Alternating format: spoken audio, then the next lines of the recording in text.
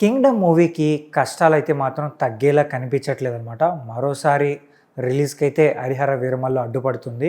And July 18న 'Harihara Veeramallu' cinema వస్తుందిలే అనుకోని కింగ్డమ్ మూవీ టీమ్ వాళ్ళు ఏం చేశారంటే జూలై 25న వాళ్ళు ఫిక్స్ చేసుకున్నారనమాట. బట్ ఇప్పుడు వస్తున్న లేటెస్ట్ న్యూస్ బట్టి అండ్ అఫీషియల్‌గానే 'హరిహర వీరమల్లు' మూవీ టీమ్ వాళ్ళు అయితే మాత్రం అనౌన్స్ చేశారు.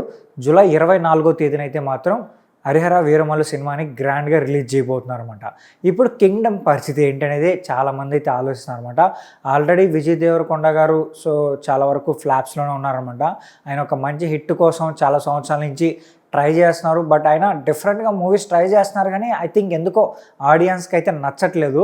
అండ్ ఈసారి కింగ్డమ్ సినిమా పైన బాగా హోప్స్ పెట్టుకున్నారన్నమాట. ఎట్టి పరిస్థితుల్లో ఈ సినిమాతో హిట్ కొట్టాలి అన్నట్టుగా ఆయనైతే ఫిక్స్ అయిపోయారు.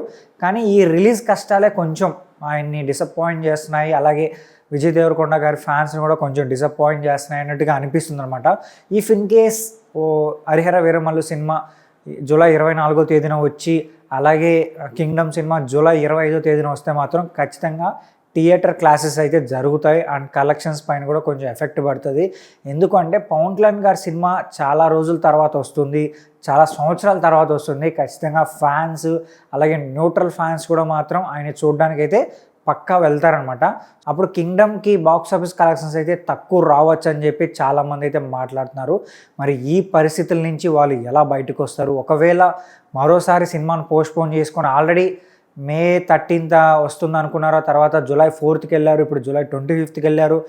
మరోసారి పోస్ట్పోన్ చేసుకుంటారా లేదంటే 'హరిహర వీరమల్లు' సినిమా పోస్ట్పోన్ అవుతుందా అనేది బిగ్గెస్ట్ క్వశ్చన్గా ఉంది.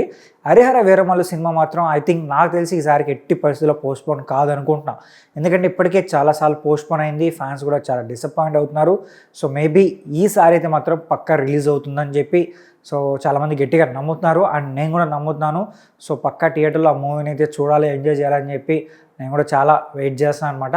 బట్ చూద్దాం మరి ఆ టైంకి ఏ సినిమా వస్తుందా ఏ సినిమా రాదనేది.